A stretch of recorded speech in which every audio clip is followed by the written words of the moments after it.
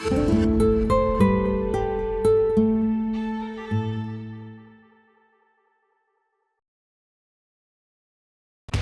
回の動画では7つの習慣を世界76カ国に展開させたロイス・クルーガーがシャネル株式会社代表取締役社長のリシャール・コラス氏にインタビューを行います。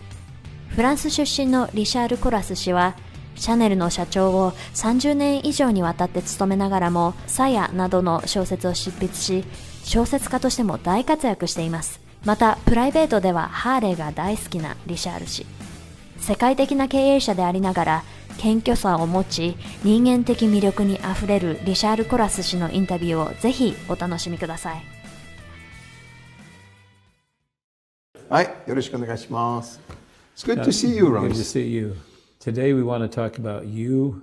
Oh my God, it's so not a your very business. interesting subject. Oh, it's a great subject. So, we met in Singapore years ago. Many years ago, yeah. Mm-hmm. That was a very interesting experience. I got to know you as a businessman. Mm-hmm. And then over the years I got to know you as a real nice human being. Oh my God, it starts in a very bad way.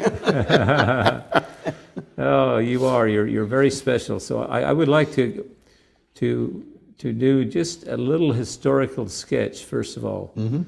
You have this unique accent, and it's not Japanese and it's not English. No, of course not. I'm French. So. You're French, and where were you born in France? Or give us a little history and background. How did you get out here? And I was born in southern France, but we left the area very quickly because my father was a pilot during World War II at the Royal Air Force in Great Britain.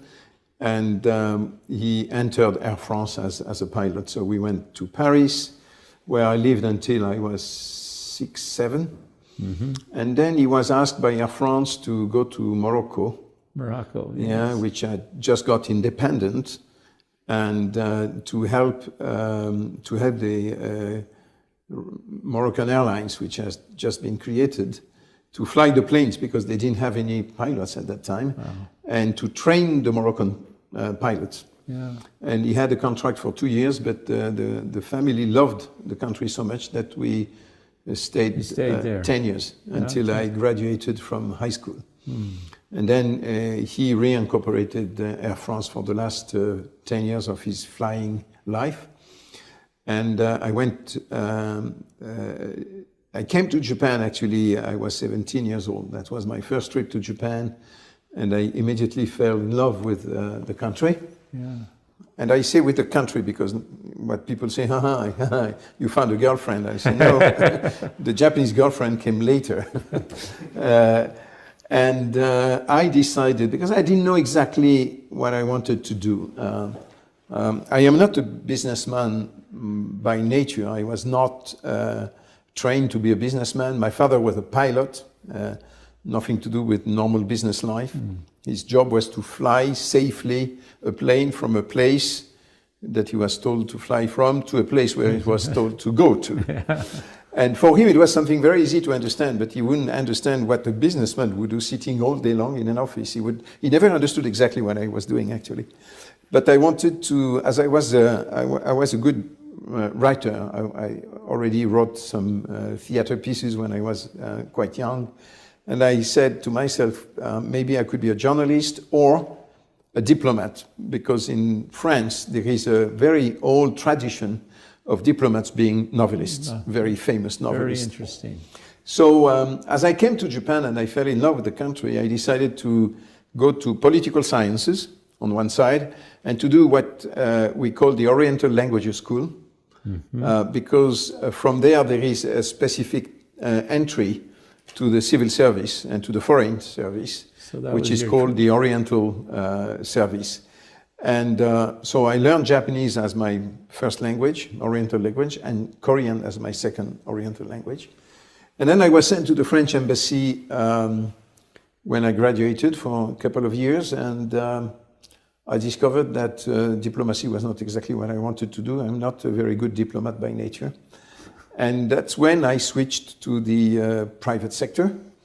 And I had everything to learn, of course, because I was not, as I said, trained as a businessman.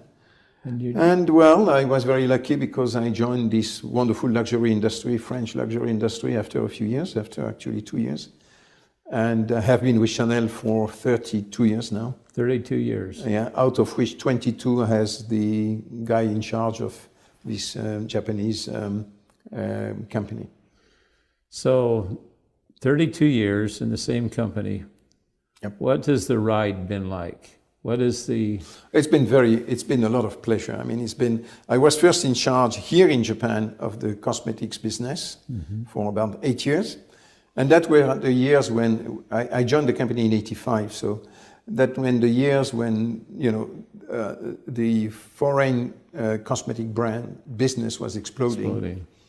We were at that time very small when I joined, and in no time, in less than 8 years, we succeeded in becoming, in the department stores business where we are, becoming the number 2 brand. Now we are the number 1 brand, but we used to be the number 2 brand. And then my boss said, okay, Richard, why don't you come to Hong Kong? And I was regional for 2 years in Hong Kong. It was before reversion, before Hong Kong was given back to China. Yes. It was very interesting, exciting time, of course, because that were the last years of the British Empire, if I may say so. China was absolutely not yet open to the kind of business we have, but I went to see China a couple of times. I mean, it was in between 93 and 95, so it was a long time ago, 20 years ago. And then vastly different. It was very different. It was very different. It was very, very interesting. And I was in charge of developing Asia. We opened Taiwan as a Chanel company. We opened Korea as a Chanel company. Hong Kong was already there, and Singapore was already there. So we developed the business in Asia, which was also very exciting. But, my heart and my roots are deep in Japan. And after 2 years, they asked me whether I would like to be in charge of the Japanese market, which I accepted. And since then, I have been in charge, and we've had wonderful time, and the company has grown very well. Looking at it from a business perspective, looking at it from what you did in business, what are 1 or 2 things that you did that really made a difference, that made you a good manager or allowed you to get higher productivity? You're obviously growing the business. You were influencing that. What were some things that you did to do that? Well, I tried, and I still try, because I'm not sure I succeeded, to be not a manager, but a leader. Managers, I have wonderful managers around me, and one of my jobs was to make sure that I had wonderful managers around me. So hiring the right people, getting the right people to join, which I think is very important, so that I can rely on my people to run the business on a daily basis and be what I think I am meant for, which is to give ideas, to give drive, to give passion to the people, to help them understand the vision. And our vision in our company, in that respect, is very easy, because we have one single owner. It's one shareholder. It's owned by one person we know. It's the 3rd generation of owners. So in that respect, and he has a very clear vision of what he wants Chanel to be. I have been working with him for 32nd year now, and he has never changed his vision. So in that respect, driving people is not that complicated in our company. But I think that is my job, is to give impulse to people, to help them share the passion that I have for this beautiful house, for our founder, who has an incredible lady, and for the beautiful brand and the wonderful products that we are selling. So I think that in our industry, passion is very important. Passion is very important, and probably passion is very important in any industry. When you talk with passion to people, they understand what you want. Vision aligned with what your owner wants. So I assume your vision is very complementary to that in Japan. Yes, I mean, my vision in Japan has been, of course, to develop the business, but in a way that would never harm the brand, because, it's easy to harm such a big brand by doing silly things, you know. Such as, what would be a silly thing? One silly thing that you can do, especially in our cosmetics industry, is to push products to the retail because you have to make the numbers at the end of the year.